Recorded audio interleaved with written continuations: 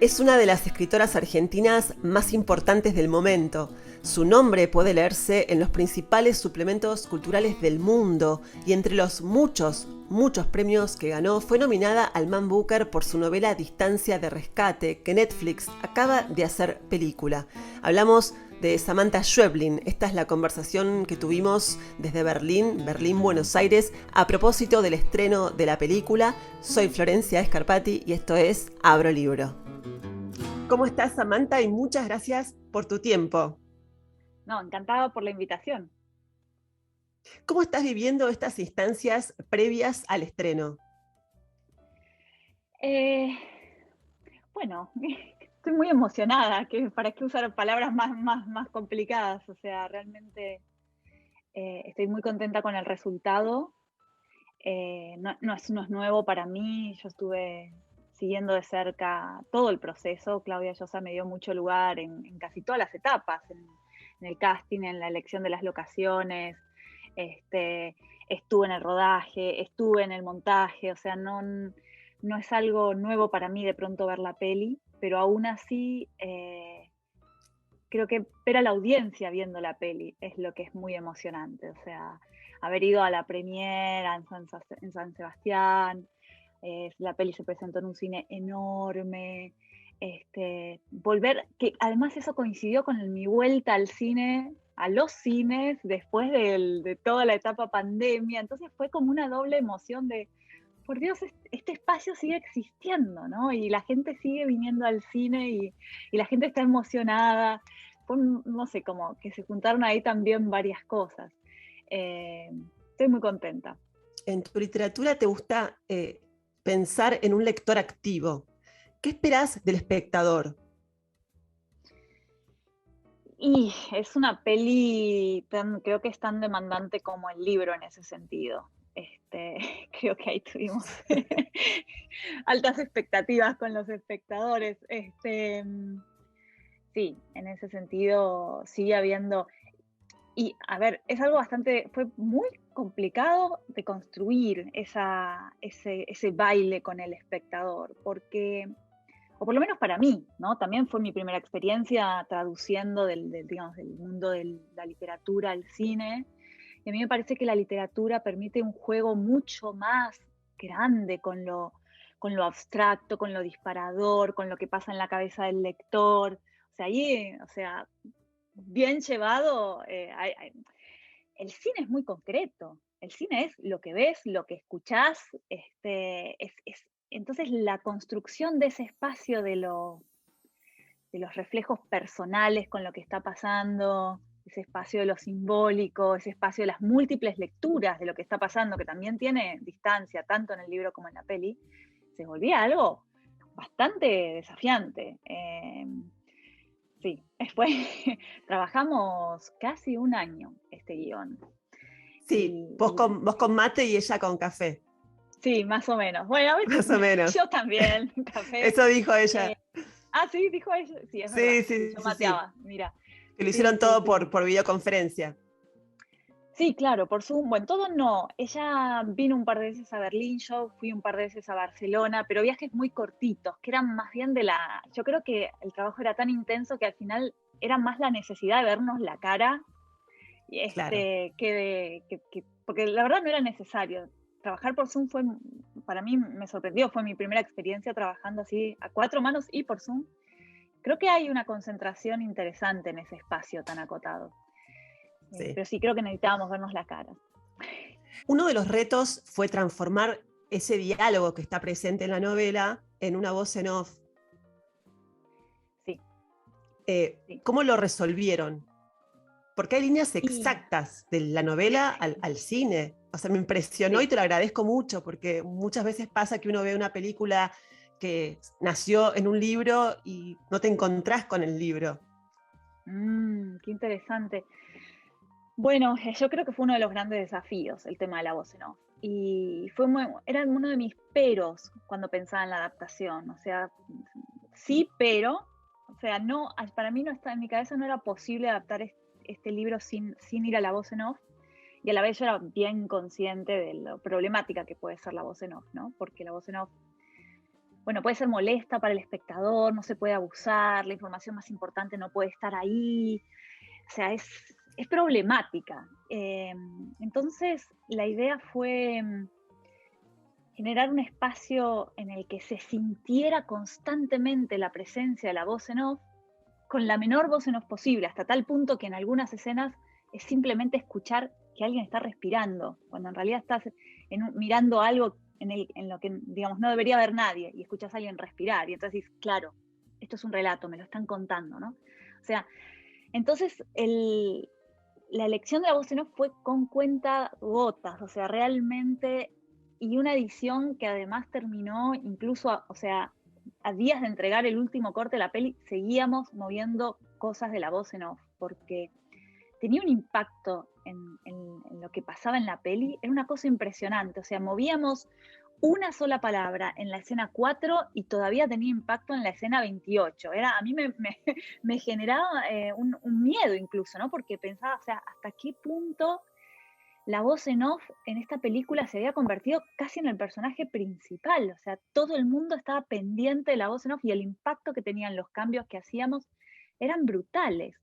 Así que hasta te diría con terror, moviendo cositas hasta último momento. Y además, eso también es raro, ¿no? No sé si pasará en otras pelis, pero la voz en off había tenido, digamos, tanta presencia que el trabajo de edición de esa voz en off, que es un trabajo de edición literario, que es un trabajo como el de corregir comas antes de entregar la última versión de tu libro, se me había mudado al espacio del cine. Yo pensaba, qué pesadilla. Claro. Incluso en el cine sigo lidiando con esto. Sí. Ahora, esa voz en off es el dictado, ¿no? El dictado que hace David, que es una especie de invocación también. Ahora, yo me pregunto si esa voz no es también la tuya como escritora, ¿no? Como esa persona que camina al lado de un escritor, ¿no? Esa vocecita que te va diciendo, es por acá, esto es lo importante. Yo espero que no sea, porque para mí esa voz es algo tan impactante y tan poderoso que temería, si te contestara que sí, temería la locura un poco, ¿no? Pero sí te debo confesar que, o sea, durante la escritura de la novela, ya con el cine fue otra cosa, pero en la escritura de la novela, donde la historia no estaba, sino que iba apareciendo digamos, en el traspaso al cine, la novela funcionaba un poco como guía en cuanto uno estaba un poco perdido con el siguiente paso. Pero en la escritura de la novela no había guía. Y la voz de David funcionaba muchas veces como guía. Y funcionaba como guía de la manera en que estás diciendo, no tanto refiriéndose a la novela, sino refiriéndose a cómo se cuenta una historia, ¿no? O sea, que de pronto un personaje se plante y te diga, eso no es importante, hay que volver al jardín. Y yo me acuerdo de escribir y que se me ponía la piel de gallina porque decía, claro, esto no es importante, esto no tiene que ver con lo que hay que contar ahora, ¿no? Como que había una conciencia sí, como una distancia con la novela mientras la escribía, en el que era muy consciente bueno, o por ahí no, esa voz era muy consciente de, no solo de la novela, sino de cómo se tenía que contar esa novela. Manda los detalles, y eso es algo que decía mucho Nabokov, que decía siempre, atención siempre a los detalles cuando contás una historia. Y esa frase está muy presente también, bueno, en la novela y en la película, ¿no? Sí. Es como un mantra. Es como un mantra, y yo creo que hay, no en todos los textos, pero hay como pedacitos de cualquier idea nueva en la que uno está trabajando. Son como líneas claves, no todo funciona en el mismo nivel, pero hay líneas claves en las que uno, si vuelve y las lee realmente con atención, podrían responder a casi cualquier pregunta del texto, ¿no? Yo creo que también el secreto está como encontrar esas 2 o 3 líneas claves que hay digamos, los propios borradores, cuando uno está trabajando, y tratar de escucharlas con verdadera atención y distancia, no como algo que uno acaba de escribir, sino como una suerte como de mandato o de pista de ruta que hay que recorrer. Samantha, hablas de líneas claves y pienso en el hilo invisible, que es un poco el germen, ¿no?, de esta historia. ¿Crees que ese hilo que se da entre dos personas, que es en este caso una madre y un hijo, se puede dar en otros vínculos también. Sí, claro, absolutamente. Y ojalá ese reflejo también se genere, digamos, en las distintas capas de la novela, ¿no?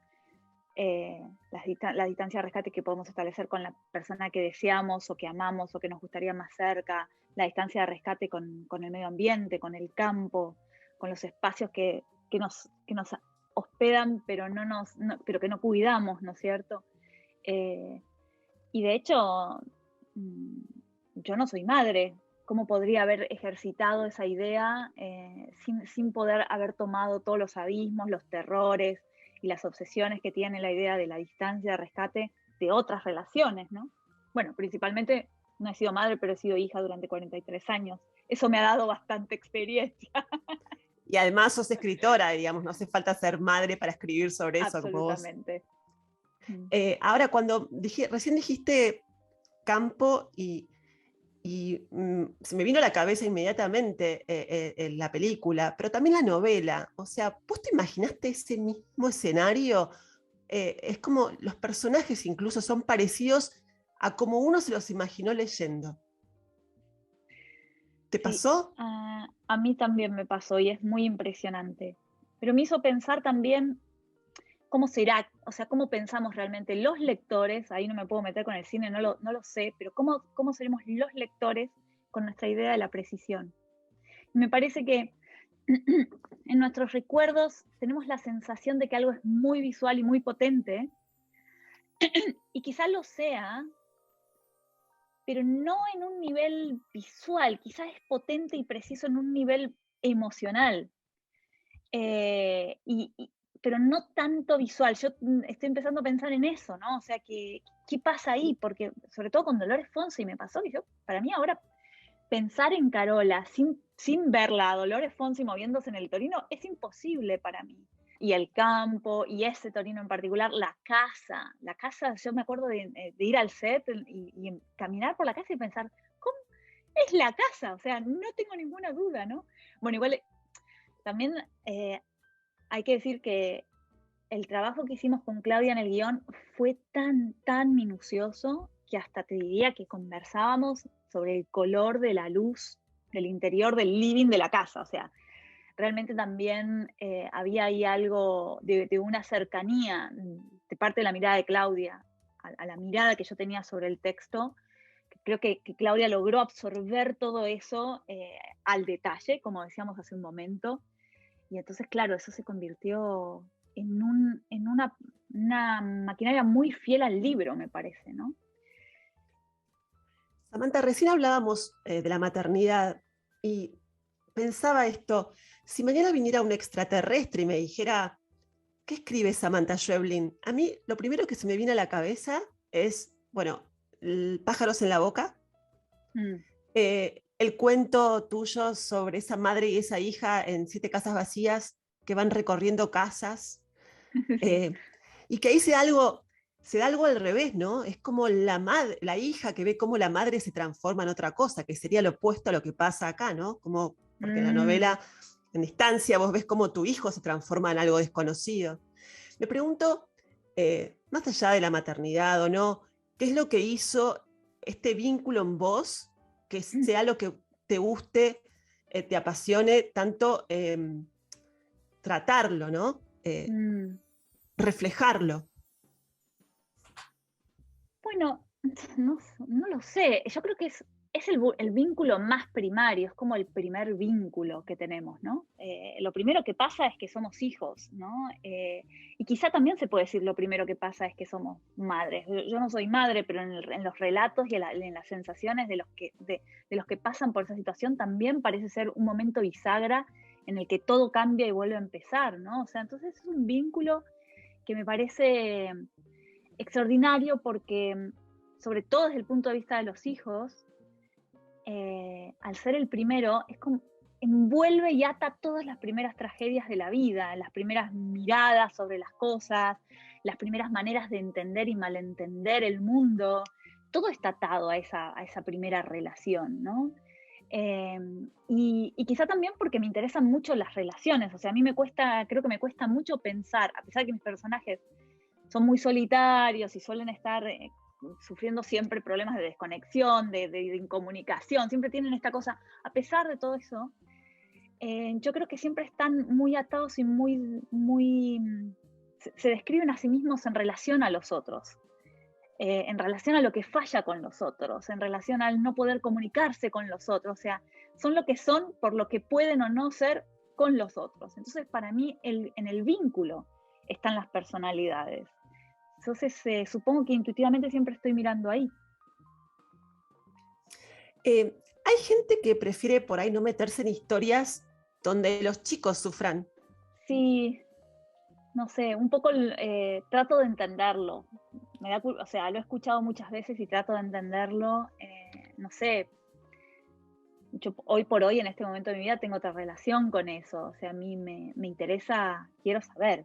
O sea, es como una curiosidad casi infantil, ¿no? Como estos nenes que agarran los insectos y los hacen estallar contra la mesa para ver cómo explotan, ¿no? O sea, esta cosa casi de crueldad por saber cómo funciona, qué pasa ahí. Y además me parece que el espacio de la ficción, no solo la literatura, es un espacio extraordinario para ejercitar ese juego, ¿no? ¿Estás de acuerdo con que el terror es el género de la emoción, que su esencia es crear tensión? Puede ser, sí, estoy de acuerdo. Y también agregaría otra cosa más. Yo creo que hay algo que me alucina a mí del horror, y es que, al menos en mí como lectora y como espectadora, suspende por completo mi juicio de valor. O sea, me parece que el terror absoluto te desconecta en tus impulsos de defensa, porque es tan absoluto que no sabes. O sea, si vos ves un monstruo y sabes cómo salir corriendo, le das la espalda y corres. Pero en el terror absoluto te congela y te rendís. Y creo que cuando te rendís y pensás que no hay salida, mirás por primera vez al monstruo a los ojos. O sea, hay una cosa de verlo tal cual es, sin etiquetar, sin desconfigurar, sin planear cómo escapar. Es como si fuera una suspensión en el miedo en el que por primera vez prestás atención. O sea, tensión y atención no se van juntas. Y ese momento para mí es el momento sagrado en cualquier ficción, ¿no? O sea, el momento en el que por fin lo que está sucediendo y el espectador o el lector están sumamente conectados. Me encanta eso. Te enamoraste de la literatura leyendo a los escritores latinoamericanos, pero aprendiste a escribir leyendo a los norteamericanos. ¿Qué dirías que fue, o cuál dirías que fue la mayor enseñanza?